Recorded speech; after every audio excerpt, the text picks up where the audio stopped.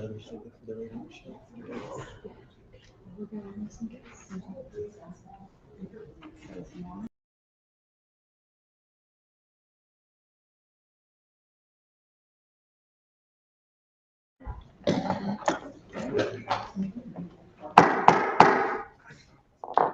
evening, everyone. Board of Alders Notice, New Haven, the City Services and Environmental Policy Committee of the Board of Alders will meet in person on Thursday, April 4th, 2024 at 6:00 p.m. in the Board of Alder Chamber located at 165 Church Street, second floor, New Haven, Connecticut, to hear and act on the following items. Number 1, LM-2024-0174. Order of the Board of Alders designating the corner of Dickerman Street and Sperry Street as Ruth Henderson Corner in perpetuity for her love, commitment, great contributions, and service to people in the Dixwell neighborhood. Item 2, LM-2024-0175. Order of the Board of Alders designating the corner of Gough Street and Webster Street as Ricardo Torres Jr. Way in perpetuity to commemorate and honor the vibrant life of Ricardo Torres Jr. to the people in the Dwight community and citywide. Item 3, LM-2024-0055. Resolution of the New Haven Board of Alders authorizing the mayor to accept funding from the Connecticut Department of Transportation as part of the Community Connectivity Grant Program and acquire property interests required for the execution of the Wintergreen Area Pedestrian Improvements Project. Item 4, LM-2024-0095, resolution of the New Haven Board of Alders authorizing the mayor to accept funding from the Federal Highway Administration, the Connecticut Department of Transportation, and the Connecticut Department of Energy and Environmental Protection for the Shoreline Greenway Trail and acquire property interest required for the construction of the Shoreline Greenway Trail. Per Honorable Anna M. Festa Chair, attest Honorable Michael Smart, City Town Clerk. These items are on file and available in the office of the City Clerk located at 200 Orange Street, room 202, New Haven, Connecticut, 06510. For accessibility related accommodations, please call 203-946-7651B or 203-946-8582 TTY TDD. Public comment testimony may also be submitted via email to publictestimony@newhavenct.gov before 2:00 p.m. on the day of the meeting. This meeting may be viewed on the New Haven Board of Alders YouTube page. I am Anna Festa, the chair of Csep and Alder for Ward 10. At this time, I will have my colleagues introduce themselves, starting to my right. Tom Ficklin, Ward 28. Carolyn Tomby-Smith, Ward 1. Amy Marks, Ward 26. Jonathan Singh, Ward 5. Kiana Flores, Ward 1.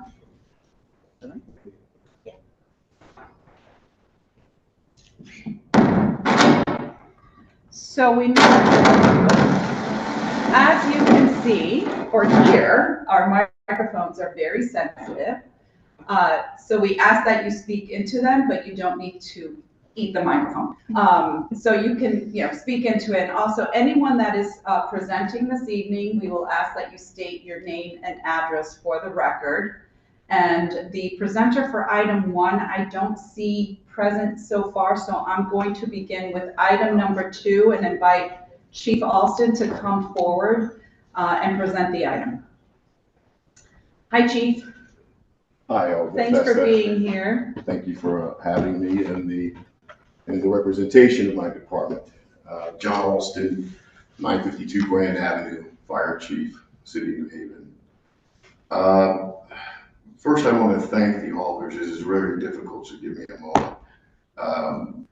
It has been a few years, but it is still very fresh for us. And our Alders have been tremendous, absolutely tremendous during and throughout. And so this is the culmination of the work of Lieutenant William Riggett, Captain Todd Parker, and the members of the Dixwell Station to continue to remember and honor Ricardo Torres Jr. I did speak to his wife and his mom today to let them know that I would be here speaking on his behalf and behalf of this item. Lieutenant Riggett is on military leave. He is He won't be back for another couple of weeks. Spoke to him as well. He said, is there anything else that we can do? I said, you did the heavy lifting, getting the signatures and getting the paperwork done in a proper manner. I want to thank Alder Frank Douglas, who sponsored this as well and who was very receptive. All of the alders,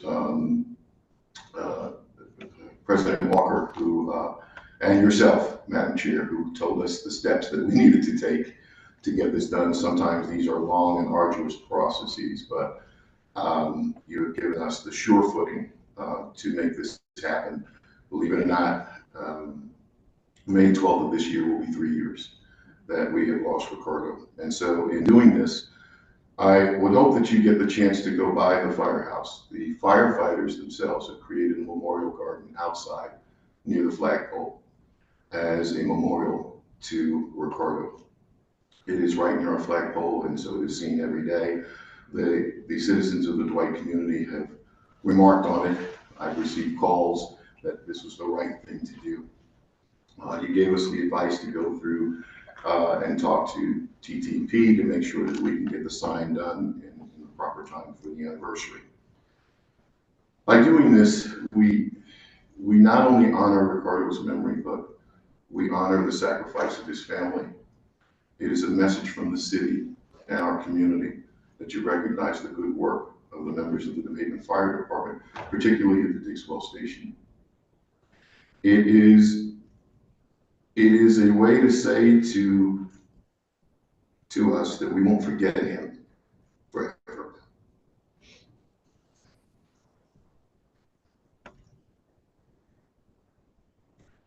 That commitment and sacrifice means something of all of our first responders. And so I would ask your complete support for this. Some may see it as something simple, as a sign. I can assure you it means much, much, much more to us. Thank you. I'll take any questions. And you have me, Chief. Chief, I'm not sure we even need to question this, quite honestly. We know the sacrifices that our firefighters do every day. They walk into danger when the rest of us are walking away from it. And Ricardo Torres Jr. proved his commitment to the fire department and actually gave up his life for it. He sacrificed a great deal to save others.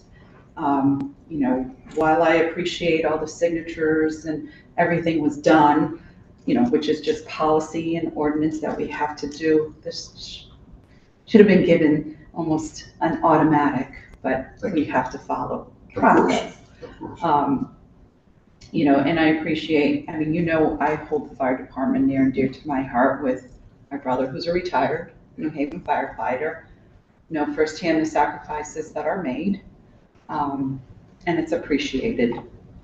And I think I can speak for many of how appreciated it is. Thank you. But I will open it up to questions for, Of course. and just for logistics, we did receive all the paperwork we needed to move this forward. It did go to city plan with full approval, and you should make it on time for remembering Ricardo on the 3rd anniversary. Thank you. That would be great news to pass on to the members of the department. Yes, which is May 12th, right? That's Yes. correct. So if there are questions from committee members regarding this corner naming, Alder Singh. No question, Madam Chair. Just want to make a comment. Chief, I want to thank you for putting this forward and getting the street name after him. Like you said, it's real fresh. We could still hear 3 years ago. I could quote you said we are going to we have a call on the highway and we go there. He was one of ours. And I recall that vividly also. So thank you, and thank you, Madam Chair, that we can do this in his honor. Thank you. Thank you. Any other questions? Alder. Thank you, Madam Chair. Thank you, Chief.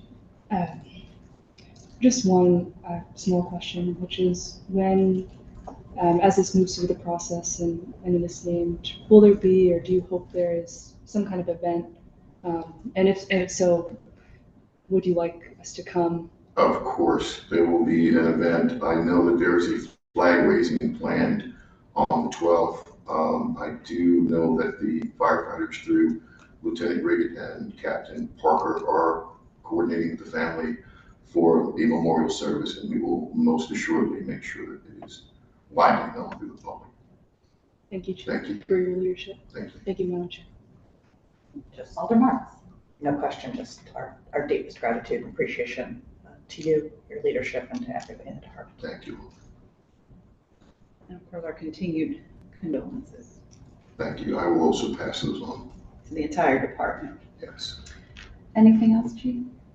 No, I just want to remember his young family and his mom and his stepdad and his sister who are still grieving. You know what, Chief? Grief means love, Mhm. right? And it's okay to grieve. And grief doesn't go away. No, But that's- that's okay because it's a remembrance of those that we hold dear to our hearts. So it's all good. Amen. And now we'll remember his wife too. I remember she was pregnant actually with their second child when this incident happened.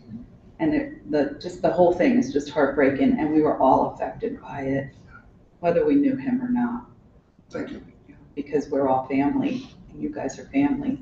And he was a New Haven kid too, so that means a lot. So this is, it's, I think, our honor to honor him. Thank you. Thank you very much for coming. All right. Well, be well. And we look forward to the invitation. All right. Thank you again for your Thank support. Always be well. Thank you. Is there anyone from the audience that would like to testify on this item?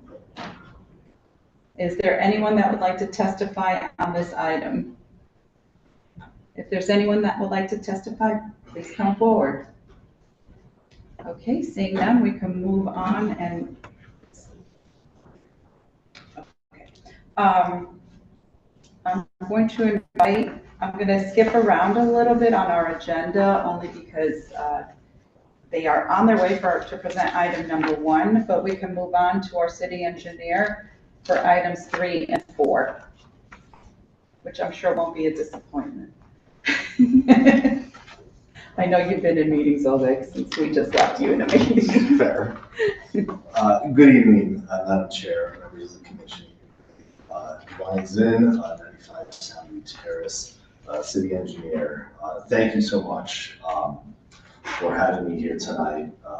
You know, hard to follow the very moving testimony we just heard.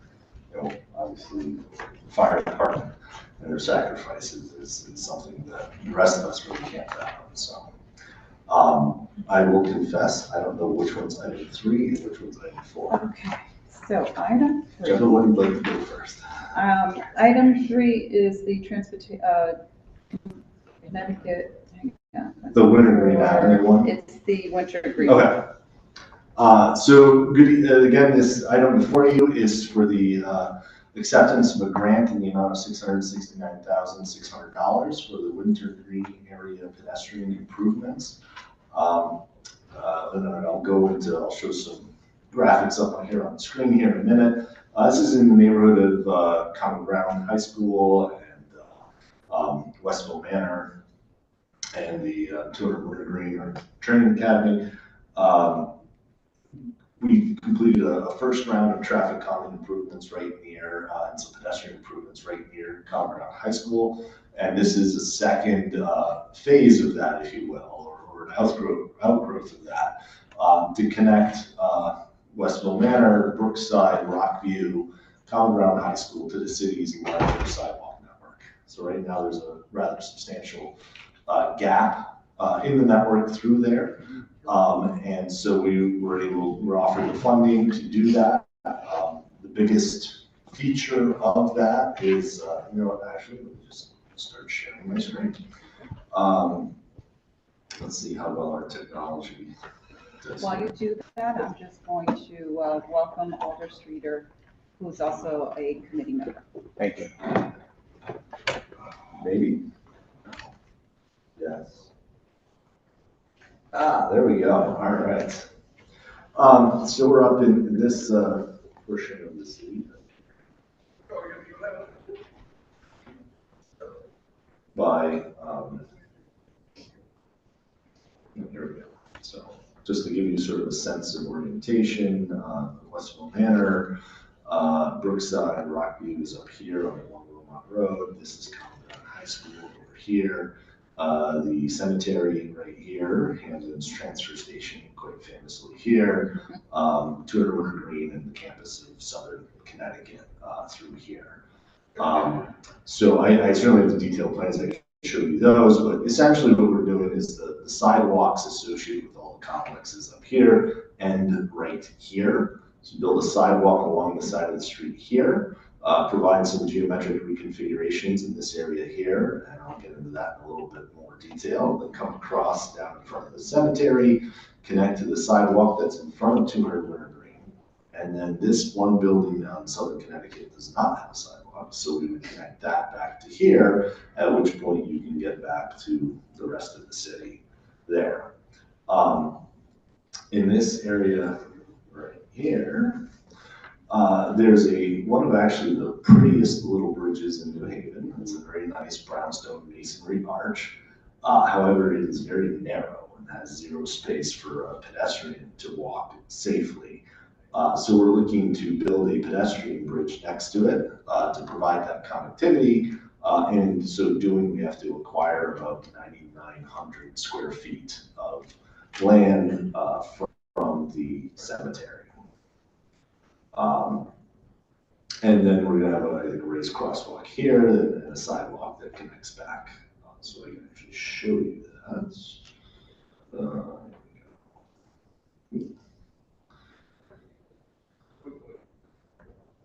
I have a laptop now, I'm very excited. Which is why I'm showing all the fancy. It's a Z-book. It's just pure happenstance. I thought it was for Zen. Yeah, no, I'm not that fancy.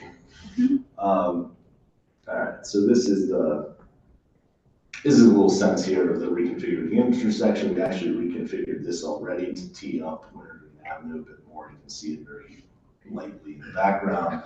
Same thing over here, so you don't have the long sweeping curves at high speed, but a more detailed there, a raised crosswalk here, and then this is the structure here. Give you a sense of what we're looking to acquire, and we're starting to approach the cemetery shortly, is this right here. We did get an appraisal done. Appraiser came back at $28,000, so that's what we would offer as a point of negotiation. You know, I'm hopeful that it's something. I know the cemetery has worked with Common Ground before on various things. Common Ground has a little further down. You know, this is quite removed from the actual cemetery part of the cemetery, and there's the water course that goes through the middle of it. So with that, the item before you today does essentially two things. It empowers the mayor to accept the funding. We have to provide indemnifications to the state of Connecticut every time we sign anything, and that obviously is something that you approve. And also some of the terms associated with this would last for longer than a year. And the second thing would be to authorize the mayor to acquire the property. So with that, we've also worked with Alder Smith on this, and she's aware of the project, and I don't want to speak for the Alder, but in previous communications with her, she's been enthusiastic about it. I guess you're ready for questions. I'm ready for questions, yes, sorry. I guess my main question is the cemetery. Does it look promising that, and what if they Yeah, I say would think no? so. I mean, if they say no, which is not something that we're asking for permission tonight, the city obviously has the ability to take the land for the purposes of transportation, which this certainly is. That would be something that we would come back to the board with if it were to come to that. I don't think it will. It's again not taking someone's house and knocking it down or anything like that. It's a fairly unused and unusable portion of their property. Okay, so So you just answered my next question. Is it usable? And it's not because of water? Yeah, it's, and I can pull up the area to sort of show you. It's essentially over here. Mhm. As you can see, the cemetery is actually over here. And, you know, I think it's about 40 feet off the roadway, and I don't think it certainly isn't developed today. Okay, so it's not an important part of the cemetery for the purposes of a cemetery, which is to bury. I mean, that's a qualitative statement that I would sort of defer to the cemetery about whether it's important or not. It is certainly not being used for such, and I don't think it would interfere at all with the use of the cemetery as it is today. Okay. And then the other thing is this is a fairly large project. Mid-sized. Are the funds enough to cover the cost? Because you Yes. mentioned the pedestrian bridge. Yeah, so the funds, and I apologize, I did not mention this, the funds cover 100% of what we estimate as the construction cost. Obviously, there's slight changes that happen here and there, and we would be responsible for anything over that, but, you know, we're usually fairly close to our thing. So, I mean, if we had to put in some small amount, $20,000 or something like that, it doesn't really, you're getting a big benefit for small pennies on the dollar. And does that include the 28K for purchasing? No, I think we would purchase that ourselves. Okay, so that's separate. Okay, And this is a big, complete streets and sidewalk project, so we would use funds set aside for that. okay. I mean, this is to apply for the grant and seek acceptance of it if granted. Yeah, I think we're going to get it. Any questions from committee members? Alder Marks.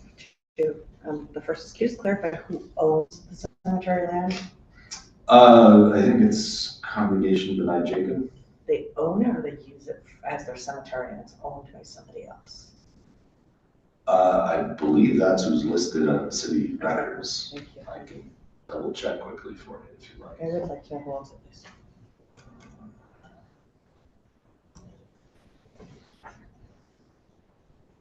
So, Thank you, Madam Chair.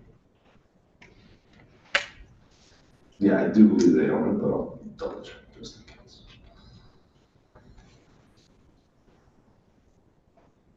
While I'm scrolling around, if anyone has any other I questions. have a second question, Madam Chair, if I may. Sure. Just interested in the words, but and you've stated that it's currently wooded. So Mhm. just interested in knowing how much of the trees, how many trees you expect to cut down, and there might be any plans for replacement value of any We trees that were cut down. haven't counted the trees. There would be some trees that would have to come down just to be able to swing the bridge in and actually to clear a path for the sidewalk. There really isn't much space for replacement here because the area is so heavily wooded already that the places to plant trees would already have trees. So I don't think we would be looking to do that necessarily. I mean, I think writ large, the city does a lot of investment in trees, and we plant a lot of trees all over the city. In this case, I think the loss of, a handful of trees, I don't think it's huge clear cutting of a large area or anything like that. We try to be as minimal as possible on it. Is outweighed by the pedestrian safety, I think that we look at. Would it be possible to ask the chair if we could just get some more concrete information to sign your expectation of the amount of tree culling? that We're would be not placed? gonna know for a while until we get into design and we literally work out with the crane out that you swing it in place. So that's not information that you would likely get for several months. But it's noted, and as soon as we have a better idea, we will ask Sure. Director Zen to provide it. Thank you. Thank you. Just want to make sure we're keeping our eye On trees. Yeah, they're listed as Congregation Benai Jacob as the owner. Thank you. Thank you, Madam Chair. Okay. Alder Smith? Thank you, Madam Chair. Director Zen, apologies if you walk through the timeline, but could you, if you already have, repeat sort of the timeline? I know here design is anticipated to be completed by end of 2024, still to receive the grant, but even just a rough sketch of the timeline. I mean, I think that's the timeline, is that we're looking to do that, and, it's probably, prefab bridges can have pretty long and varying, lead times, so, I think we want to get as much of this done, through 25, as we can, but it's premature for me to talk about, the full completeness of it right now. There's seagulls up there. It's interesting going on the roof right now. Thank you for that high-level sketch. Thanks, Matt. Any other questions for committee members? Okay, I guess we can move on to All right. your next The item. next item. And I just want to note, and I can probably note after, that's okay, I'll let you go. We had some testimony that came in favor of Okay, great. this project. Yeah, I know there was also some testimony that was concerned about the nature of the project and whether the testimony was concerned that it was bike lanes. There are no bike lanes associated, but rather it's sidewalk that's designed to the what's called the PROAG, which is Public Right-of-Way Access Guidelines of the ADA, the federal ADA agency. So very ADA is this project. Well, you're adding sidewalks, which is right there a plus because that, Yeah. remembering how there's a lot of pedestrian traffic between the high school and Southern, and people just enjoying the outdoors. So right there is a safety improvement. Yeah, and I think it also goes a long way to reconnecting that part of the city to the rest of the city. And we look at the history of how that was set up. It may not be the most glorious moment in city history, and this is trying to again create that sense of connectivity up to there. Okay, perfect. So item Yes, four, item number your 4. next item regarding the Shoreline Greenway Trail, which is Brief PowerPoint. So the Shoreline Greenway Trail is sort of the culmination of many, many years, 20 years at least, of effort and study and plans from many people in the city, and we're certainly indebted to many of them. Going back as far as the 2004 Greenway study, when the Board of Alders established the Port Authority in 2008, to the early 2010s, there was a project that started the Shoreline Greenway in New Haven, all the way to our Safe Routes for All plan, and on and so on and so forth. So this is a fairly ambitious plan to join the Farmington Canal Line, it was 84 miles in Northampton, Massachusetts, to the Shoreline Greenway, which is about 25 miles in various states of construction along the shoreline of Connecticut up to Madison. And it's both builds out the city transportation network for active transportation, and also extends the possibilities of the recreational trail that we see here with the Farmington Canal Line. Connects a lot of the parks in the East Shore, and really I think is both on a very local neighborhood level all the way to a regional level, a pretty transformative project. A little more context on it. And I think I touched on some of this just to give you a sense of, pictorially how this ties in. Looking for a route has been fairly challenging. Your route is only as good as its narrowest pinch point. And we're looking to have, mostly 12-foot wide, curb separated or somehow separated from traffic route.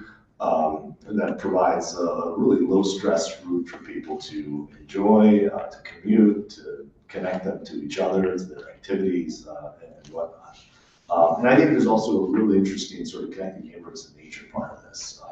The harbor is such a wonderful thing, with so much natural beauty, and it really gives a lot of opportunities for people to do that and not have to do that only whizzing by in a car on the Q Bridge. Also, I didn't know, which I should have, it connects back to Long Wharf, which we're did another project there. And eventually, we're looking at ways to connect back to West Haven. DOT is replacing the bridge, the Kimberly Avenue Bridge, for example, between New Haven and West Haven. So the vision long term, which I think goes back those 20 years, is to connect all the way around the harbor and through the different communities. All right, so why are we here tonight? It's actually a fairly similar set of things to what we have for the Wintergreen. We're looking to accept money. It's a somewhat different amount of money than the last one. This one is $7 million from congressionally directed spending from Congress, which is 80-20 money, meaning 80% federal, 20% match.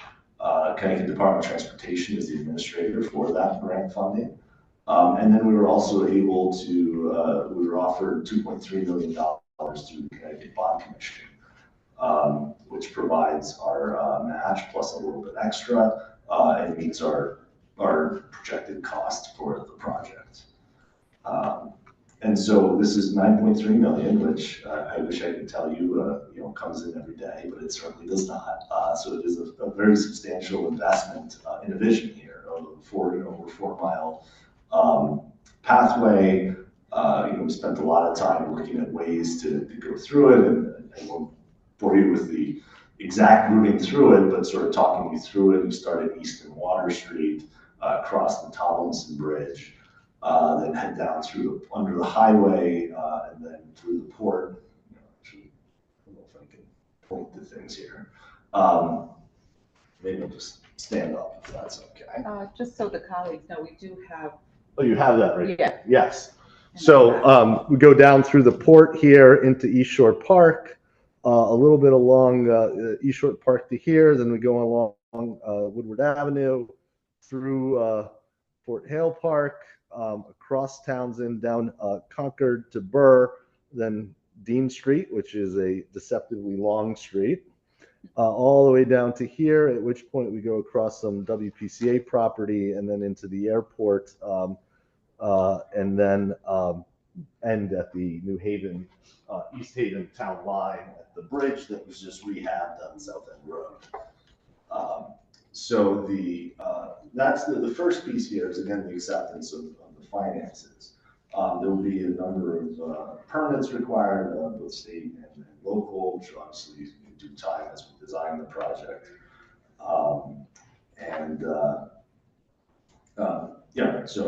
But this is the main act in front of the Board of Alders. The second part of this is land impacts, of which we were very, very, very careful to try to minimize as much as possible. I spent a lot of time staring at the map of the East Shore, and even though you stare at a map for a very long time, things don't move. So we were able to find a way sort of to thread the needle through all of this and kind of take advantage of as much public space, and especially roadways right away, as we could. So there are 4 entities that we would be looking to have agreements regarding land. The first is the Connecticut Department of Transportation. That's done through an encroachment permit, maintenance agreement. That would be along Water Street, which is across the Tomlinson, which is a state route. So that would be a fairly typical thing there. I already talked to them about it. The second is crossing Townsend Avenue. That would also have a permit and maintenance agreement associated with that. The second entity is the Greater New Haven Water Pollution Control Authority, which owns a pump station at the corner of Morris Causeway and Dean Street. If anyone's unfamiliar with that, just raise your hand. I'm happy to pull it up on the aerial. And so we would go through the front yard and side yard of that to get from Dean Street to the airport. Speaking of which, working with the airport, and there's an FAA process, basically skirting the real side of the airport in order to get from the end of Dean Street to the East Haven town line.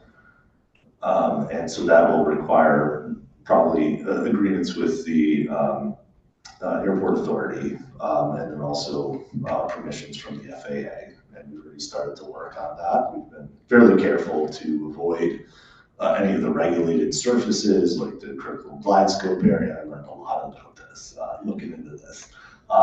And I think we're in a pretty good spot, continuing to work.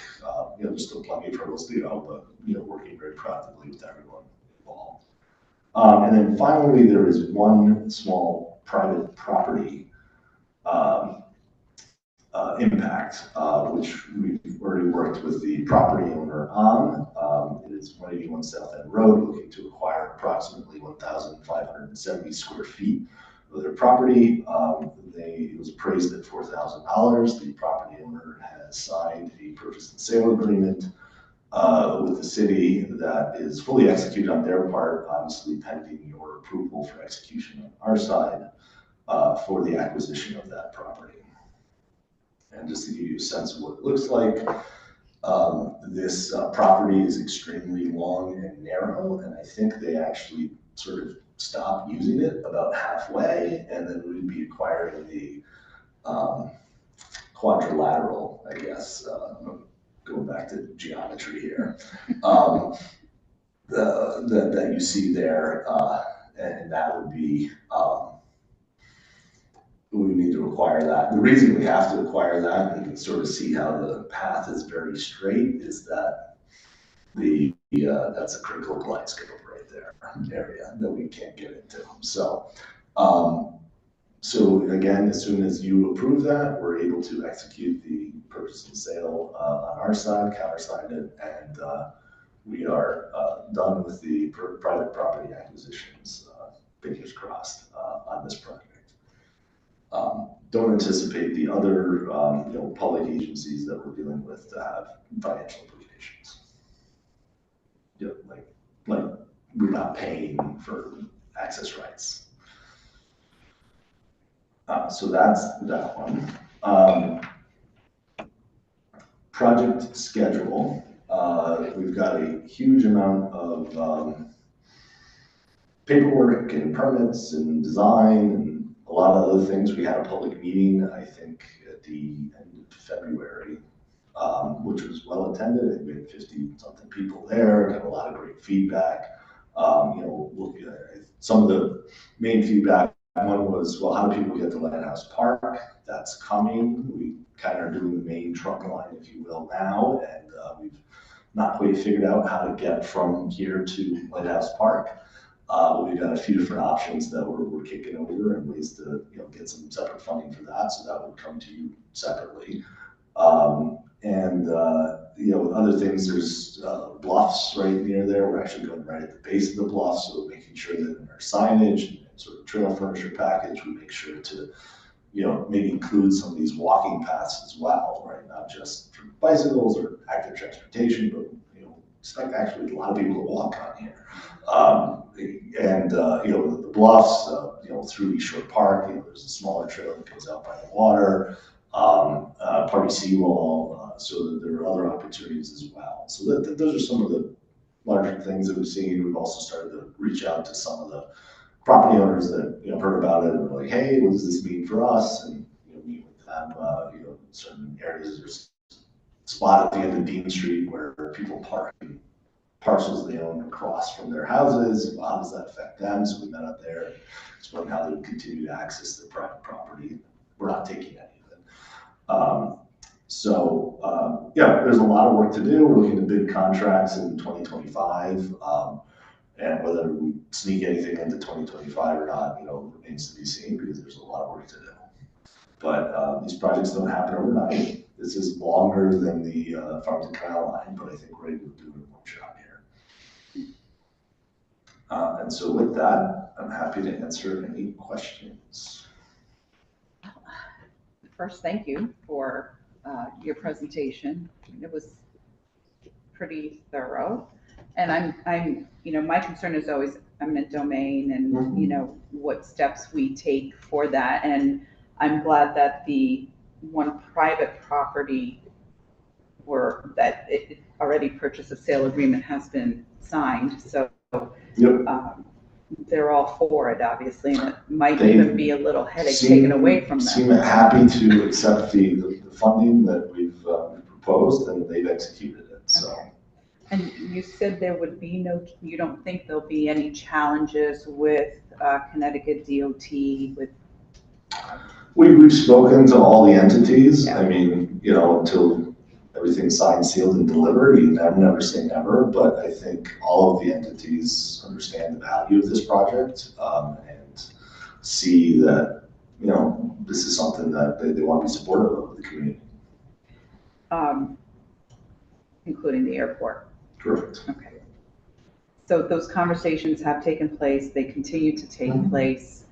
It's mainly encroachment, it seems like. Yeah, I mean, they're all public entities, so that's, Right. like, you can't do eminent domain against a public entity, for example. So it's not even a possibility.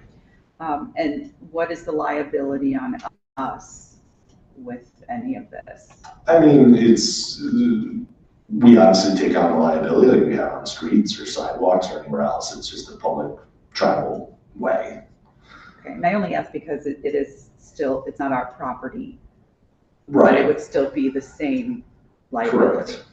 We're Yeah, treated the same. yeah, I mean, I think when you talk about the legal status, and I obviously defer to our lawyers on the committee, when you talk about public rights of way and who owns the public right of way, you know, that starts to become a fairly interesting legal construct. But for all intents and purposes, the city will have the right to have the public go over it, and we'll also have all the attendant responsibilities for maintenance and liability. And when you, so I'm familiar with the area by Tweed there, which is what, Dean Street? Is that Dean? Yes. It's a somewhat narrow street, It's actually fairly wide. but it's heavily, it's traveled. Correct, so it's. So where would all this be in conjunction to the street? So it'd be above the curb. I think some of the benefits on Dean Street in particular is that it'll also sort of as a byproduct address some of the water handling issues on the street. The street really doesn't see any parking on the airport side other than people that park on the private parcels on that side. So when you drive down it, it actually feels fairly wide. And, you know, there's a number of people that sort of just roar down Broadway, you know, if you will, down the middle of it. I think having the curb on the other side will make it feel a little tighter and slow down traffic as well. But yeah, I think it's a 60-foot right of way, and there's 40 feet or so of pavement, so it's fairly expansive, at least by urban city standards. So a lot of this will all be protected, or will it all be protected? It all will be, yes. Okay. So the only spot that is not either above a curb or separated by a concrete barrier or completely off street is on the actual structure of the Tomlinson Bridge. It's a lift bridge. I am not interested in having to load rate the entire structure, which probably would be, you know, a 1/9 of the cost of this project. So we're just going to put some sort of lightweight barrier and, you know, have enough space on it. But so other than the couple hundred feet of the bridge there, everything else is above the curb, separated by a concrete barrier or completely off street.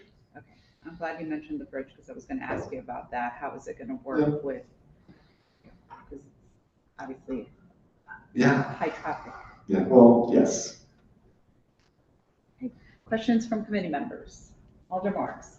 Thank you, Madam Chair. 2 questions, please. One was, excited for the commencement date. What might be an expected completion date? It is very early for us to tell that, and I get in a lot of trouble when I make that up on the fly. I mean, it's probably 18 months to 2 years of construction. It's a lot of construction. Thank you. Any other questions, Madam Chair? I think you had an original slide on it, but I'd love to be reoriented. Sort of curious at the start of this, the very high trafficked end of Water Street. Yeah. We're connecting Shoreline and Farmington, but can you sort of talk us through how one gets onto this through densely trafficked area? I love Google Maps. So this is actually kind of a real nexus of active infrastructure. So as part of the 95 project, this was constructed down through here. the from the canal line built to here, and then we have a project that we commence in construction hopefully this year to connect back to Union Avenue, and then our State Street project, which is also under construction. So that'll be the canal line sort of comes down State Street, across Water Street here. I think the canal line proper goes down Brewery Street, but there is already an existing off-street, above the curb cycle track, mixed-use path that goes all the way to Easton Water. We've got the Easton, this is a little segment of East Street, but it's really Long Wharf Drive that will continue to be the cycle track to where we'll close the road as part of the Long Wharf, the waterfront project, at which point you'll be able to go through the entirety of that. East Street has always been a candidate street, and I think it's in our Safe Routes for All plan and some other plans to have connectivity up there, up north, all the way to State Street, right? And then heading east would be a two-way above the curb mixed use path here on the southern side of the road. Can I ask another question, Madam Chair? I think just, I need just a bit more of a bird's eye view. Yeah. So if one was beginning in the Hill, downtown, East Rock, Westville, are you able to get continuous? I'm just trying to understand. Eventually, yes. So we're building a network across the city, right, for connectivity for pedestrians, for cyclists, or e-bike, what have you. So if you live in the southern part of the Hill, for example, you can make your way to Long Wharf, at which point our connections there. If you live in Dixwell, for example, or Newhallville, you can get on the Farmington Canal line, come down through the canal line, down State Street, and continue on there all the way out. If you're in East Rock, there will probably end up being a couple different ways. One will be down Whitney Avenue, and then make your way to the canal line. Still working on the exact connections there, but it's basically a block gap between them right now. So that's one way. Another way is potentially in the future down East Street. So, as we kind of keep building things, we're starting to see a network evolve as opposed to, a set of unconnected segments across the city. Thank you, Madam Chair. All set? Yeah. All is good. Thank you, Madam Chair. Thank you, directors. And 3 questions that all start with the letter M. One is about materials. What material will the trail be? Similar to the Farmington Canal Trail, or a different material? Yeah, repaved. Repaved. Okay, so same look that the Farmington Canal Trail has. Yeah. Okay. Basically. 2 is about maintenance. I know you had brought up maintenance before, but just the plan for, what is the plan for maintenance? I mean, it's I think we maintain similarly to all of the other streets and pathways and things that we have to do. There is obviously maintenance is part of everything that we do. That being said, I think the more ways we encourage active transportation and other ways for people out of cars, that cuts down on the need for parking in many parts of the city, which is important, but also, if you have less demand for parking, that's more land and space that's available for other uses that, at the end of the day, not to be too crass about it, but grow the brand list, right? So, I think overall it'll provide value. Also, I think historically, properties that are near these sorts of installations see, hold value based on them. All, whether it's the canal line or this or, so many other things. So yes, there is a cost to it, but I think there's also a lot of economic benefits that, we probably end up seeing fairly directly.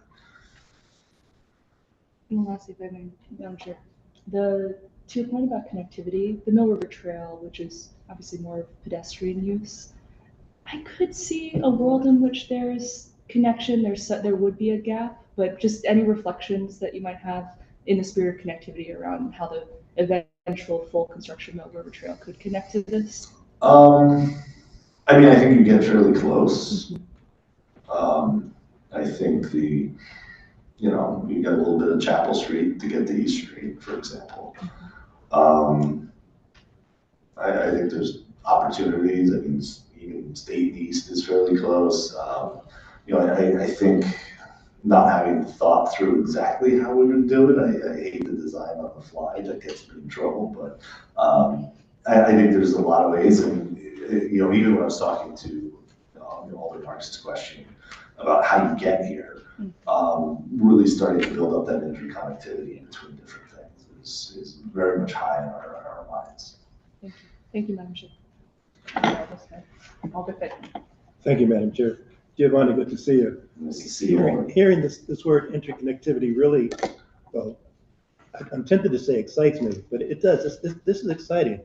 And I don't want to give you a homework assignment, but I've received some annual reports from various departments. Do you guys issue an annual report for people to see that there's so much going on, the Whaley Avenue, the State Street, this greenway? I mean, this is exciting about the efforts you're making to make this livable space. I just wonder whether you issue routinely we don't. I think some of the larger departments may, but we haven't. I mean, other than what we submit for the budget process. That being said, I think we're trying to expand our capabilities around GIS and be able to, graphically show all of the evolution of this. But we're quite frankly very, very busy. We've gotten fairly successful at getting rather substantial sums of money. It used to be, kind of a nice stream of 6-figure grants that's turned into 7 and 8. We've got a couple of 9-digit projects going on that, aren't necessarily just us, but, that we're a large part of. I think telling that story is important. So we'll sort of think of more ways to do that. Thank you. Thank you, Alder. Any further questions from colleagues? I'm just going to touch a little bit on the financial part of it, which is, you mentioned the 80-20, 80%, 20%, both are covered. Generally, the 20% is covered by the city, but we're lucky enough to have the State of Connecticut Bond Commission. Correct. Will we have to pay that back, or will they forgive us? Or okay, so it's a grant. It's a grant. So the 2.3 million that would generally come out of our budget is being provided by the Bond Commission. Correct. And the requirement is 1.75 for the federal match. And they're actually giving us more. Correct. And I think you did mention that this is enough funding to cover this project. At this point, this is our preliminary estimate. Now we have to go through design and everything, but we put fairly healthy contingencies on stuff, and none of these elements are, or very few of them are things that are dissimilar to things we've already done. So we have a fairly good handle on what the cost of curb and asphalt and sidewalk and things like that is. So, never say never, we may be back here. But I think also nice thing about this is, we'll probably construct it, not all one contract, for example, but be able to, do it in a couple of steps just for purposes of managing something this large. So we can parcel it out as need be, but I think our real hope is to try to get this done in one plug and on to the next, whatever that is. And will you be doing an RFP? And if so, is it completed to be sent out? So we're going to do a lot of the design ourselves. There's certain elements of it that we would get someone to help, like surveying, for example. Probably, depending on how much that is, it would either be an RFP, or if it's under $100,000, it's a professional. As far as the construction, it's not an RFP, it's a bid. So it's a straight, most construction, you have plans and specifications that are tight enough, everyone's doing the same thing, so then it's the lowest responsible bidder who gets the job. Okay, so and I'm very nervous on bid day. I'm sure. But it's a wild ride. And as much as we want the least expensive isn't always the best. So well, that's why it's not the lowest bidder, it's the lowest responsible bidder. So it's someone who has the capability of bonding the project. There's a lot of requirements, the requirements for set-asides and other things, in our ordinance, and also in the federal and state requirements. So you're not going from, doing yard landscaping to suddenly getting this contract. Right. Okay. I mean, once we have the money in hand, then you can move forward with all of this, but it's all ready to go. Yeah, yeah, I mean, there's a lot of paperwork and clearances and other things that have to happen, but yeah, we're in a position where, you know, this has been offered to us, which is very positive. It's positive, and I'm with Alder Ficklin, this really is an exciting project, with all the connectivity and just getting people even outside. Right? Hopefully it'll build more excitement for people to enjoy nature and get out there and be healthy. Okay. Go right ahead, Alder. Thank you, Madam Chair. Thank you for the presentation, Director Zinn. As you know, I think I hear all the time from Yaleys who are very avid bikers that they wish there were more ways to kind of explore New Haven. And I think like the Farmington Canal has been really great. Seeing that it'll get connected to Long Wharf, I think is amazing, since that is definitely a spot that a lot of Yaleys tend to frequent. So I think this will be a great opportunity for more Yaleys to go out and see more of New Haven and not just kind of get stuck in like little downtown area. But I just have one follow-up question about, since we're getting a grant from the Connecticut State Bond Commission to cover the match 20%, but it's above the amount that we need to match, is that money just sort of like wiggle room in case costs change, or does that just go into like a general fund? No, I mean, I think that was picked to sort of match what we're looking for. The way congressionally directed spending and other programs of that like ours kind of, ask you how much you think the project is, and you rarely get that number. So you have to make up the rest elsewhere. Gotcha. Thank you. Any further questions from colleagues? Okay. Seeing none, thank you very much. Thank you all very much. And a big thank you to our federal and state delegations and the governor's office and the mayor and all of you for making this happen. Well, you know what, and you bring up a good point, because this is how this partnership works, right? Yeah. From the federal level to the state level to the municipal level. And it's these partnerships that we look forward to establishing and making happen, because we can't do it without them. Yeah. And obviously they see the excitement as we do, otherwise they wouldn't have given us all this money. So it's all positive. So thank you for bringing that up, because kudos to our state delegation and of course our federal delegation as well. Indeed. All right. Thank you all very much. Thank you. Do you mind wrapping that? Oh. Stretch Armstrong. Am I dating myself? No.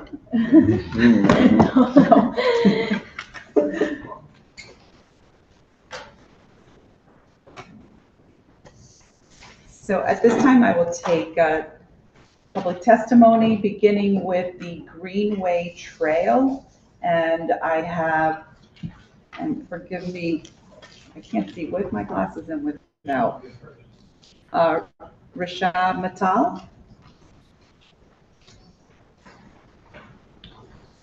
And afterwards is Doug Housladen.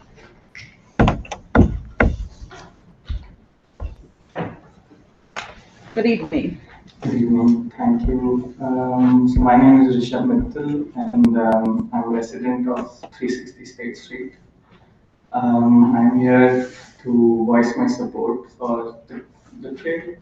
I would like to start by saying that streets are not just functional elements, but also economic assets of the city. This investment has the potential of reactivating the neighborhood, generating higher revenues for businesses and higher values for homeowners. Designing and planning plays a large part in realizing the true potential of this project. Thus, I would say it is necessary to build it along the popular desired path, which connects neighborhoods, provides safe access to recreational spaces, shops, restaurants, and schools. Some parts of the design that have been proposed by the city are along less popular path, I feel, and pass, for example, along the periphery of the Tweed Airport, and pass through people's backyards. I would love to see the trail on the most scenic and desirable path, which is along the seawall on the Townsend Avenue. I think this would provide benefit to the businesses and the shops, and also provide an increased revenue from the shops and appreciation of home prices on the street. The current design would not benefit businesses and the neighborhoods at large, and might also feel unsafe during odd hours. We have provided this feedback during community meetings, and we hope the city will take our concerns into consideration. I totally support Shoreline Greenway project and hope to see our concerns reflected in the new design. Thank you. Thank you. Any questions? Thank you. Thanks for your testimony and your suggestions as well. Next for the Greenway Trail, I have Mr. Housley. Sorry, Madam Chair, the third speaker is with me as well. Is that Matthew? Yes, ma'am. Okay. And just as a reminder, we ask that you state your name and address for the record. Douglas Housley, 115 South Water Street, New Haven, Connecticut. Good evening, Matthew Lieber, 18 Hampton Road, East Haven, Connecticut. Matthew and I are here on behalf of the Shoreline Greenway Trail nonprofit, a nonprofit that currently stretches from East Haven to Madison. But we're excited about the opportunity for the trail to continue into New Haven. On behalf of the Shoreline Greenway Trail nonprofit and on behalf of a few other nonprofits that are hosting a walk on the Shoreline Greenway Trail, April 20th is going to be the walk. It's going to be at 9:30 in the morning. Some details are on Shoreline Greenway Trail website and also on alternative websites as well. Which websites, Aaron? Good. We'll tell you when he comes to testify as well. And we're really excited. The Shoreline Greenway Trail, the vision is to link the entire shoreline of Connecticut, trying to get New Haveners to Hammonasset, trying to get New Haveners to West Haven and beyond, trying to really access the wonderful public spaces and open shores of the state of Connecticut that we have. Obviously, in New Haven, it's hard to find water you're permitted to swim in, and so based on health department and other recommendations. And I'm really excited about the opportunity to complete as mentioned, the right-of-way on Route 1 bridge, getting through the port, getting through the airport, and connecting to East Haven, which Matt will fill you in on as the East Haven representative of the Shoreline Greenway Trail, the chair of the East Haven team and the vice president. The Shoreline Greenway Trail is looking to staff up or beef up our New Haven volunteer crew. And so if anybody's interested in volunteering on behalf of the Shoreline Greenway Trail nonprofit, we would love to have your names, and anybody that has their names. Alder DeCola and the other East Shore elders have been tremendously helpful in recommending some names, and really appreciate the time tonight and hearing the consideration from the city of New Haven, and kudos on linking up the local, state, and federal donors. It's tremendous. I'll turn it over to my colleague from East Haven, if that's okay. Great, thank you. Thank you, Doug. Okay. Thank you, Doug, and thank you, Alderman Fester and your colleagues for this opportunity. I'll introduce myself briefly and a word on the Shoreline Greenway Trail and the organization. So I'm a volunteer vice chair of the regional organization Shoreline Greenway Trail. Come to you this evening as somebody who's a New Haven native and an East Haven resident for 3 years now. I've been volunteer with Shoreline Greenway Trail East Haven Committee. So the Shoreline Greenway Trail organization, which we're looking forward to partnering with New Haven and having a New Haven team and New Haven Trail, is a volunteer organization that works with towns from Madison to East Haven, the 4 towns, work closely to advocate for and support trails with the vision of connecting Hammonasset State Park to New Haven's Lighthouse Point Park, which has been a project that's been on again, off again for the 20 years. So since I've been involved, I've been conferring closely with Doug and Chris Ozick and Aaron Good and our friends in New Haven about that path and this vision which has been realized with Giovanni Zinn's leadership and with the grants from the federal government and from the state bonding. So for New Haven to do this, what this means is we will connect those parks to New Haven and access for New Haven residents to our shoreline. And it's a challenge. We don't have a trail realized. So as our organization is, and we're going to be building it with New Haven, a partnership, advocating for working closely with the towns, the municipal organizations, and with the city of New Haven. So we're here to support. We're not the towns, but we're a volunteer organization, and we'll look to partner with New Haven residents and community and answer any questions or concerns that you might have. So I will start, I didn't want to interrupt you, just your name and address for Oh, the sorry. record. Yeah, I thought I gave that. Matthew Lieber, 18 Hampton Road, East Haven, Connecticut. Thank you. Yeah. Are there any questions from committee members? Alder Marks. Yeah, thank you. Thank you for your commitment on this project. This is two individuals who obviously thought deeply about the trails and where they work or not work. I don't know if it's appropriate, Madam Chair, but I was eager to hear if you had heard the testimony of Mr. Mattel regarding alternative routing. I think he had concerns about it not being scenic and not promoting business. Concerns about it going near the airport and away from business of Townsend. Was just eager to hear if either of you had thoughts on the specific routing and if that's, Yeah. So. I won't comment specifically on the route, but I'll say that the trail system in general is a good trunk line. And just because we have a trunk doesn't mean we don't need to work on the branches. And so whatever happens with the trunk, we need to be able to connect to businesses, no matter where they are, in close proximity of the trail. And so if, so to get to Townsend Avenue, the work's not done once the Shoreline Greenway Trail is in New Haven. You still need to have connections to them, and they need to be bountiful. And we have work to do even on the trails we have now for those connections as well. And so some of the work we need to do is the middle mile, we call it, in transportation space, as opposed to the first mile or the last mile. And so this Shoreline Greenway Trail really does become a regional middle mile that then you can branch off and finish your last mile to get to those specific destinations. And I'm excited for the route. I'm most excited for it to be in existence, and then continue to work on these connections. I know I'm working with Alder Flores, and I know you work on some connections out there. I promise to get that work to you. But Townsend Avenue is a tremendous business community, especially at that intersection where the fire department is. It's a key point of the community in each route.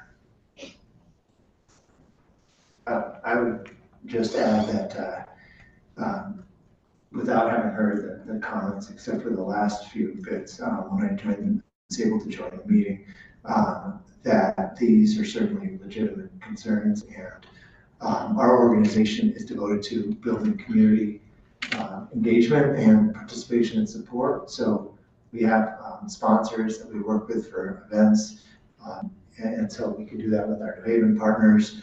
Business interest and support is obviously a huge win.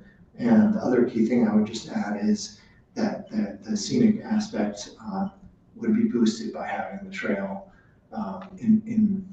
come through, and safety and user conflicts are primary. So promoting safe streets, I think it has to be at the top of the list. And so certainly those scenic things would be accessed by more people coming through a Shoreline Greenway Trail that we could realize in a safe way that deals with, there will be serious user conflicts that the engineering office is going to have to work through. It's great to have the input and hear those concerns. So I just wanted to give that context. Thank you for that. Any other questions from colleagues? Thank you. Thank you for your testimony. Thank you. And your partnership with me. Thank you.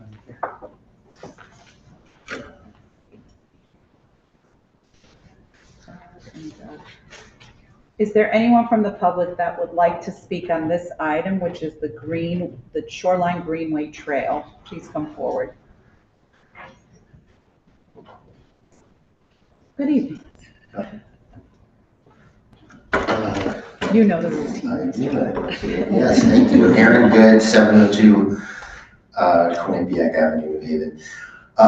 You heard from Mr. Houseladen about the walk we're leading on April 20th, so I don't have to repeat that. You're all welcome to join us for a nice Earth Day, pre-Earth Day stroll, previewing the route of the Shoreline Greenway Trail extension. So I've been advocating for some version of this greenway since I think 2007, but there are other people in the community like Chris Ozick, like the late Tom Holohan, who was a Ward 10 alder, John Cox at Friends of Lighthouse Point Park, who've been advocating it for more than 25 years, so since the late 1990s.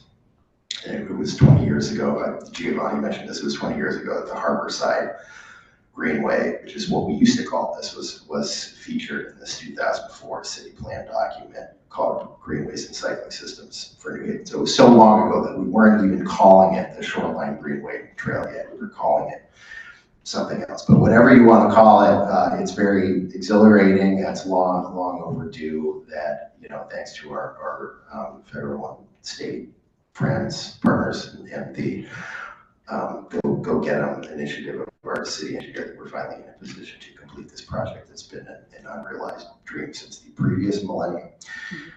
And in fact, not to belabor this, but I love saying this, the idea for an interconnected, interlocking set of parkways and greenways along all of the rivers and waterways in New Haven, connecting all of the parks and neighborhoods in an emerald necklace of open space, that actually goes all the way back to the landmark Civic Improvement Commission plan that Frederick Law Olmsted Jr. and Cass Gilbert created for New Haven in 1910. So it was a good idea in 1910. It's still a good idea in 2024. So this would be a great project, even if it were just a completely isolated piece of infrastructure, totally unconnected to anything else. Because as we all know, we have such an extraordinary scenic shoreline in New Haven that deserves to be celebrated and showcased. People talk about the shoreline in West Haven and the Thimble Islands and Hammonasset and these other places, but we have parts of our shoreline that are just as spectacular and scenic. They're just maybe not as well known and maybe not as accessible as some of these other more celebrated shoreline areas. So people know about Lighthouse, yeah, but do they, outside of Morris Cove, do people know about Fort Hill Park and East Shore Park and Forbes Bluff and the Party Seawall Promenade? So this greenway will help to make more of our residents aware of these incredible assets, and also hopefully bring in people from other communities who will patronize our businesses. You heard about that. That's very important too. And perhaps these people will also have some of their negative ideas about New Haven dispelled. So, but beyond that, what is really special about this project is the connectivity it provides. You heard a lot about that from Giovanni, the connectivity between neighborhoods, between existing parks, trails, and greenways and neighborhoods. By connecting the Shoreline Greenway Trail to the Farmington Canal Trail, to the East Coast Greenway, to the Mill River Trail, to the West River Greenway, this really begins to fulfill that vision of a fully connected network of greenways and open spaces connecting everyone in the city in an equitable way that goes back more than a century. So yeah, when it comes to bicycle and pedestrian infrastructure connectivity, that's really the name of the game and where you get the most bang for your buck. And I really applaud the city engineer and his team for all of their meticulous work on this project. I have voiced to the city engineer a few small suggestions, not so much about the specific route being proposed, which I think is somewhat dictated by not that flexible engineering, considerations, but how we can really make the most of this project with complementary landscaping, with historic plaques, with wayfinding signage, and appropriate connections to Lighthouse Point and other scenic areas, Forbes Bluff and Party Seawall, that are near but not directly on the proposed route. And I'm confident that our very conscientious city engineer will continue to consult with knowledgeable parties in the community to make those tweaks and adjustments to maximize the positive impact of this project. So overall, this project is an excellent one. It's, it's very much in line with our comprehensive plan and all of the city's goals for active transportation and walkability and open space and recreation, wellness, etc. So I strongly urge you to support it and hope to see some of you on April 20th. Thank you. Any questions from colleagues? Thank you as always for your testimony. And, before we go on, I will, you know what, I'm going to see if there's anyone else, but I'll invite our engineer to come forward to address some of these concerns. Is there anyone else from the public that would like to speak on behalf of the Shoreline Greenway Trail? Is there anyone else from the public that would like to speak on this item? Please come forward. And for a third time, if there's anyone else that would like to speak on behalf of the Shoreline Greenway Trail, please step forward. Okay, seeing no, and I invite our city engineer to address some of these questions, concerns, and even suggestions. Thanks for coming back up. Thank you. Giovanni Zinn, city engineer, 95 Southview Terrace. I wanted to answer your question, Alder. Obviously our first impulse is to send it down Townsend Avenue. And certainly the party seawall is a particularly special place. The challenges after the seawall were very squarely into taking a lot of private property. There's just not enough right of way. It gets very narrow there. And not only would we be taking a lot of people's front yards, but also possibly impacting some of the structures, which is many worlds away in terms of land complexity from, taking, almost triangular chunk of the very back of someone's property, which is what we're doing in this route. I think there's it's a very different vibe going by all the wetlands. All of those, I think, have their own, charm to them. I appreciate a lot of what also Mr. Good said about, some of the spurs, whether it's Lighthouse, Forbes Bluff hadn't really been on my radar until he mentioned at the public meeting. I think, we're going right by sort of the start of the trail up to that and making sure that we have the other stuff around it to direct people to that and to Party Seawall. It may be tough if you're on a 40-pound e-bike to get there, but if you're walking, it's a very nice scenic little route. And then there's some streets with sidewalks that'll bring you right back down to Dean Street. You can get right back on. So, I think oftentimes as engineers we think about sort of the most restricted use case for something like this, but really it's kind of, if you want to go the sort of the trunk line this way, but if you want the scenic hike up and over, and then you can connect back up further down. And that's where wayfinding and things like that can be really helpful. Hopefully that answers your question. Yes, and I appreciate that this is a start point. And as Mr. Houseladen mentioned, we need to work on the branches too. And that will be phase 2 and 3, and God only knows how many more phases. Well, hopefully not that many, but yes. Because it is important for not only to support the businesses, but I think the folks using these trails are going to need a little break in between as well to, enjoy the scenery or get something to eat or something to drink along the way. So, we do have to consider all of that as well. Understood. But thanks for coming back up. Any questions from colleagues before? Thank you, Mr. Sage. Thank you. Okay, now I'm going to take testimony on the item of for the Wintergreen area pedestrian improvements, and I see Doug Houseladen is on here again. So come on forward. And again, this is for the Wintergreen pedestrian improvements. I'm going to go 3 for 4 tonight, Madam Chair. Yeah, because you're on another one. I love Madam Henderson. I miss her. Anyway. Although we haven't heard that item yet. Well, I'm here anyway.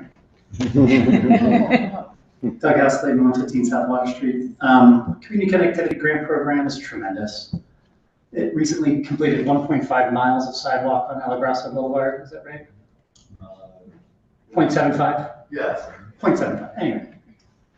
in Alder Singh's ward, and it's tremendous. And this work in West Rock is years in the making, and it's been in the works, and it's so appreciated that it's gone through. I was with Joel Tolman from Common Ground last night.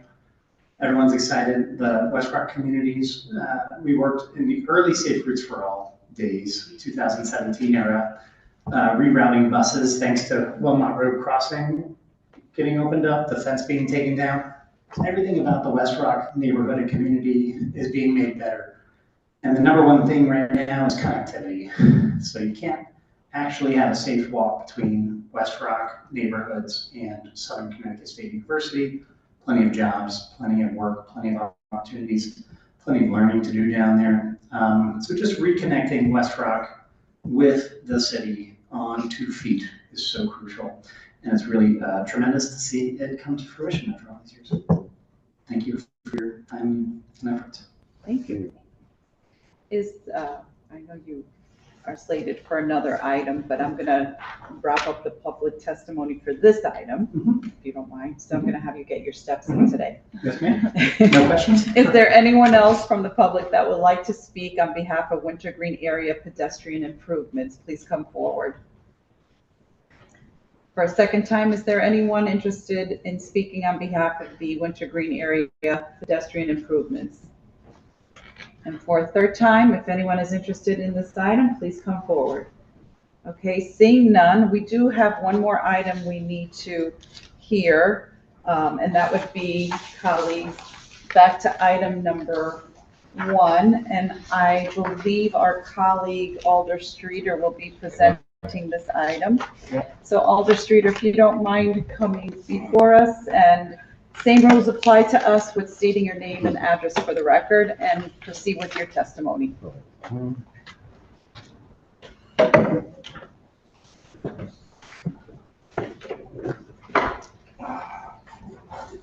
Troy Streeter, 428 Dixwell Avenue, New Haven.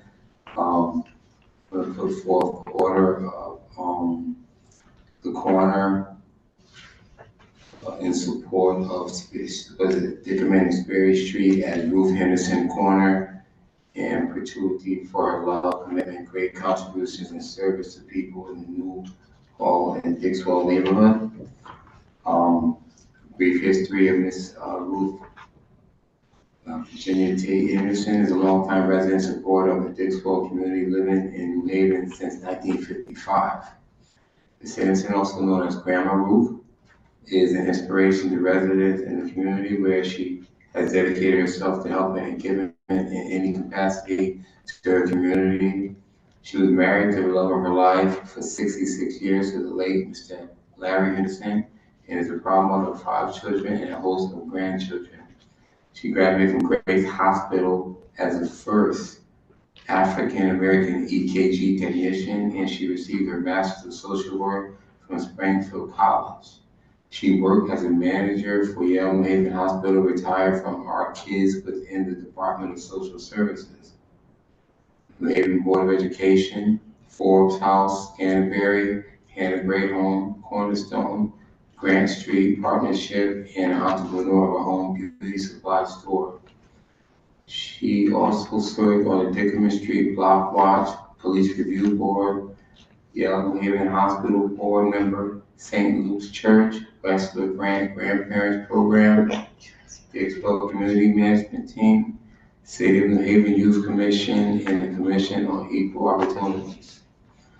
Over the years, Ruth probably claims to have 600 grandkids, whom she has loved and supported countless young people on her home block of Dickerman Street as if they were her own. Now, therefore, be ordered by the New Haven Board of Alders that in honor of her many contributions and great services to the Dixwell neighborhood, the citywide, the corner of Dickerman Street and Sperry Street is designated as Ruth Henderson Corner, making her legacy in New Haven stand as an official and permanent reminder of integrity, love, generosity, and dignity. So I'm in full support of this, and I think that is well served.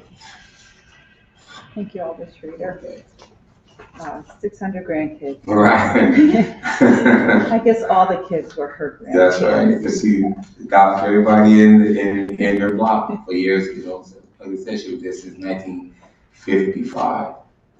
So long time. A long time. Right? So the only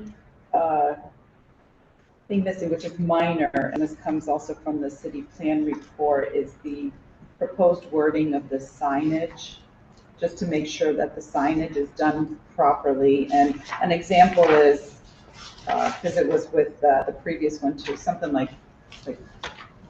Oh, okay. I thought they had what they wanted the name to be.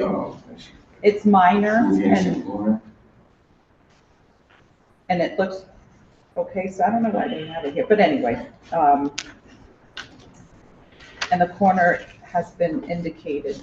Yes, Dickerman Street and Sperry. Okay, because that was the other city plan. Look, it was up in here, Dickerman Street and Sperry Street. Perfect. Yes. Okay. You know, the street corner namings are important, especially when it's people like Miss Ruth and long ties to the city. Long ties to the city and folks who have done good for the city, who have always given back to the city one way or another. And I think we need to stress that, because we get requests for corner naming and sometimes we can't always grant them. And it's not because we don't want to, it's because we want to save them for people like Ms. Henderson, who have contributed to the city, who have made, you know, who consider all 600 kids for grandkids. Right. So the contributions that are made. She always pitched in and helped, you know, where it's needed. Yeah. So I think that and these are appreciated.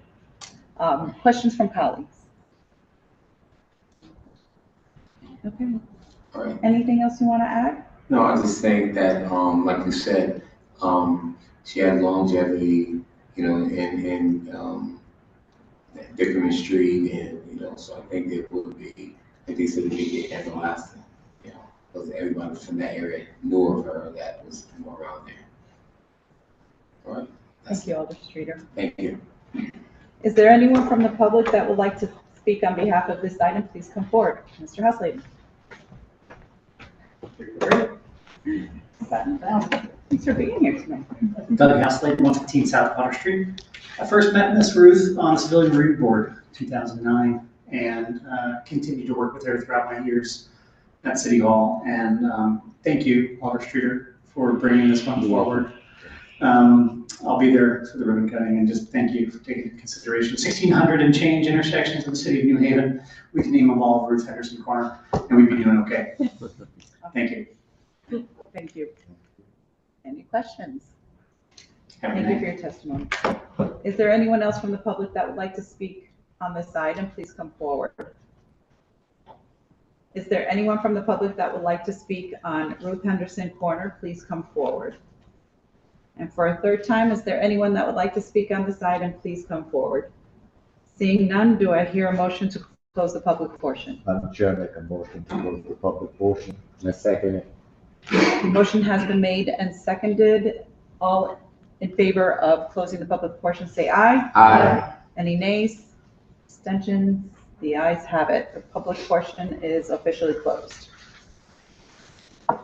Okay, colleagues, we have items that we need to vote on. Do I hear a motion to move item number 1? And we'll go in order for this, even though we heard them out of order, just because it works better for my brain. So do I hear a motion to move item number 1? Madam Chair, I make a motion to move item number 1. Second. That motion has been made and seconded. Any discussion on item number 1, which is the item we just heard on the corner for corner naming for Miss Ruth Henderson? Aldersing. We'll have you go. There you go. Aldersing. Thank you, Madam Chair. As we heard testimony of Ms. Anderson, you know, her contribution to her city and that she made, and I think this would be a great recognition for Ms. Anderson. Thank you, Aldersing. Alder Streeter. I just think that what he said, it's an honor. You know, like you said, we have people that have been there for decades and decades, and they stayed. You know, 'cause a lot of people they can leave the area, but they stay. And like you said, when new people come on, they embrace them and you welcome them and show them the ropes. And like you said, she adopted everybody as her grandkids. So you know that shows love and commitment. So I think it's a well-deserved honor. Thank you, Alder Streeter. Any other testimony? You know, I'll just add, you mentioned Alder Streeter that, you know, she stayed in New Haven, but she not only stayed, she gave back to the community. And I think that is something to be noted. And I'm sure all her 600 grandchildren will appreciate it as well. At this time, if there's no further discussion, we can take a vote. Seeing none, all in favor of this item, please say aye. Aye. Any nays? Abstentions? The ayes have it. Ms. Ruth Henderson will have a corner. Do I hear a motion for item number 2? Madam Chair, I move item number 2. Second. Item 2 has been moved and seconded. This item is the corner naming for our firefighter in honor of Ricardo Torres Jr. Any discussion on this item? Alder Singh. Thank you, Madam Chair. This is so appropriate to name this corner after our fallen hero, Mr. Ricardo, who served our city. And this is in remembrance of his service and his contribution to our city. So I urge my colleague to support this item. Thank you, Madam Chair. Any further discussion? I'll just add, you know, firefighter Torres was a New Haven kid. I say kid because unfortunately he lost his life serving the city of New Haven and its residents when a fire broke out 3 years ago. And that 3-year anniversary will be on May 12th. And it's a good reminder, not only to the firefighters of being appreciated, but it's a reminder to residents on how hard our firefighters work, that while we regular residents are running away from problems, they're running in to save and to do their jobs and their duties as sworn officials. And I think this is a nice way to remember Ricardo Torres Jr. for the service that he put in for New Haven and for, you know, saving lives during his short career, and also just for all of us to remember the hard work that our first responders provide us with in keeping us safe and allowing us to sleep at night. I'll end it with that because I might break down. Anyway, is any further discussion? Seeing none, all in favor of this item say aye. Aye. Any nays? Abstentions? The item carries. Do I hear a motion to move item number 3, which is the Wintergreen Area Pedestrian Improvements Project? Madam Chair, I move item number 3. Second. Item has been moved and seconded. Any discussion on this item? Alder Singh. Thank you, Madam Chair. This is a great improvement to our city. I could speak of this in my ward, in Ward 5, where it's from the boulevard, from Lamberton Street, going all the way actually to Martin Luther King. And we have the flea market there, a lot of pedestrian crosswalks on Saturday, Sunday. We have the adult ed school there. So this is a heavy traffic area. And before this trail, we had like 3 fatalities within the last 2 years in that area. So this is a welcoming improvement to our city. And secondly, the grant, the funding has been granted to our city. So cost us nothing but planning and execute these plans. Thank you, Madam Chair. Thank you, Alder Singh. Any further discussion on this item? Number 3, I see that a quick amendment, amended, oh, wait, I'm sorry, never mind, number 4. Number 4. I'm sorry. Okay. Any further discussion on this item? The Wintergreen Pedestrian? Alder Smith. Thank you, Madam Chair. I couldn't agree more with Alder Singh, and I think combining a bit of what Alder Singh said and with Director Houseladen, just that these kinds of sidewalks, these kinds of improvements, safe route to be able to go to a business or go to a market, safe route to school, safe route to go back home. It's a really, really big deal. And I'm really excited to see this come forward and thrilled to be able to support. Any further discussion on this item? I would just piggyback on what they both of them said. You mentioned the flea market. I felt guilty because I always go there, and the traffic is something, and it's like hit and miss trying to get across that street. I feel like I'm a kid again. I'm scared of, so we're having walkways and different things. It's definitely needed, and I'm glad that it came before. And I want to thank Director Zinn and also for this. Thank you, Alder Streeter. Any further discussion? I'll just add, I think we heard tonight a lot about connectivity and bringing neighborhoods together, and I think that's important. I'm not sure what happened back in the early 1900s or whenever, the connectivity was dissolved, but it's important for everyone to be able to access different areas easily one way or another. Not everyone drives, but you have bikers, you have walkers. But not only the connectivity, but just enjoying the outdoors, the trails. We live in a beautiful city with, I think, incredible greenways that are just underutilized. And this is one way we can take advantage of utilizing these spaces. I will note the only concern that I have is, and I know we can't just take this land without the city coming back to us, but it's just making sure that, the cemetery owners hopefully will give up some of the property that was mentioned this evening, so we can make this really a special area and just more complete. But other than that, I urge my colleagues to support this item. I think it's a great way to make New Haven even more valuable than it is. Any further discussion? Seeing none, we'll take a vote. All in favor of this item, say aye. Aye. Any nays? Abstentions? The item carries.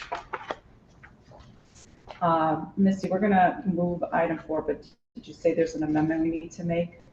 Yes, if you could just make an amendment, amended a substitution. It's just a little housekeeping.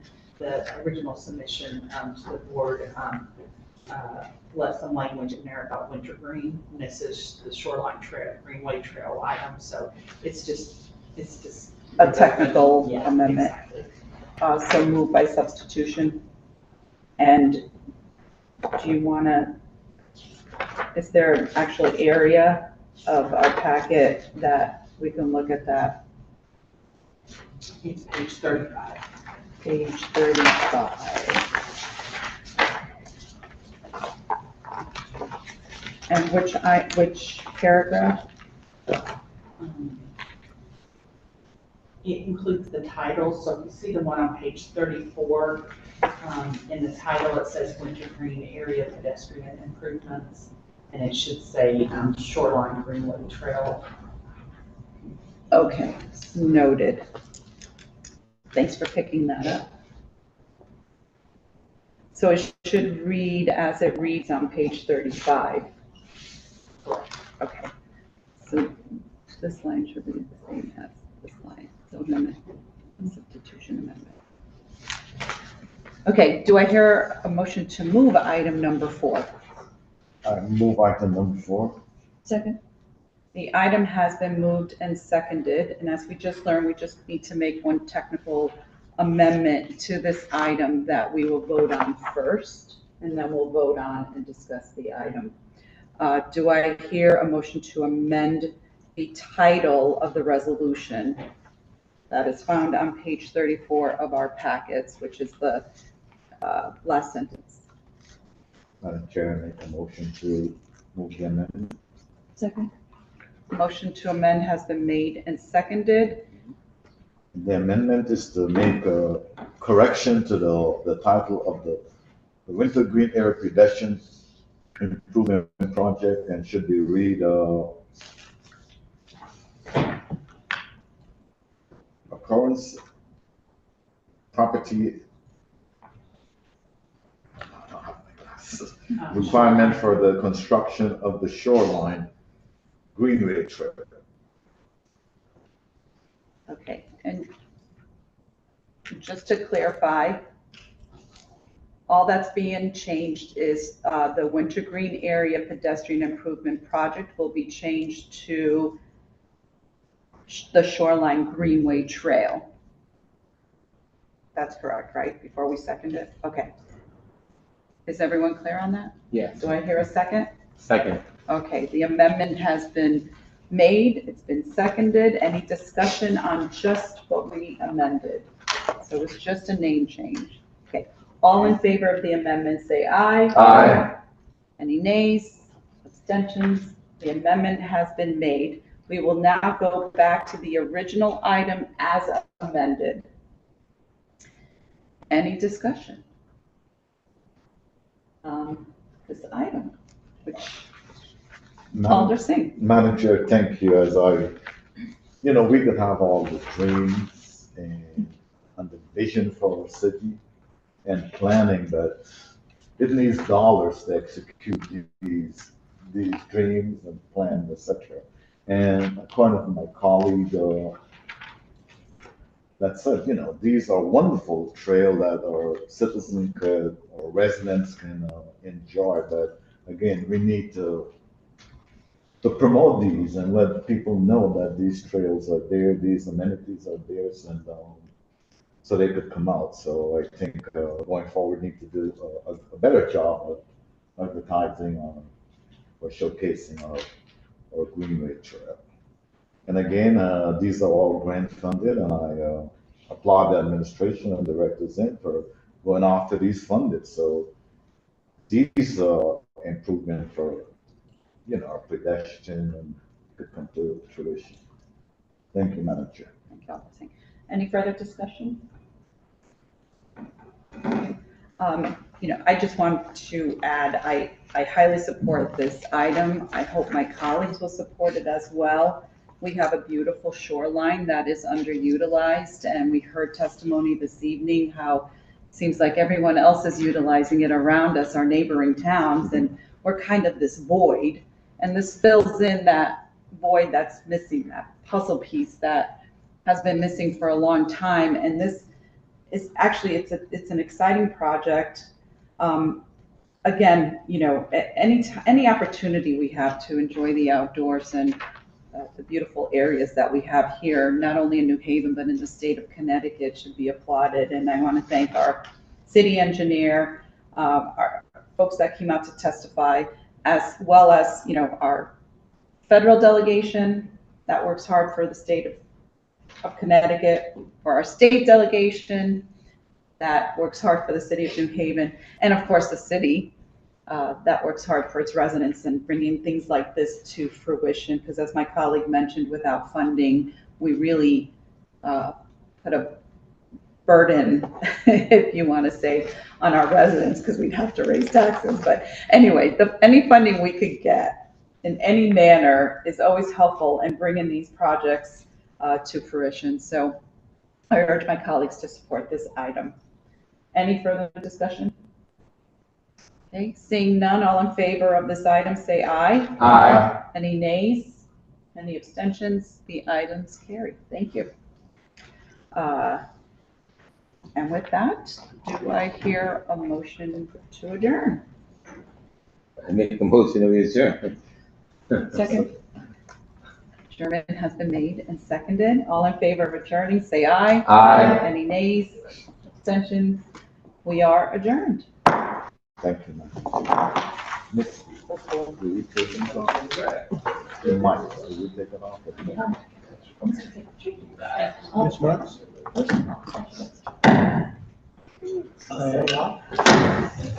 Ink Pixie?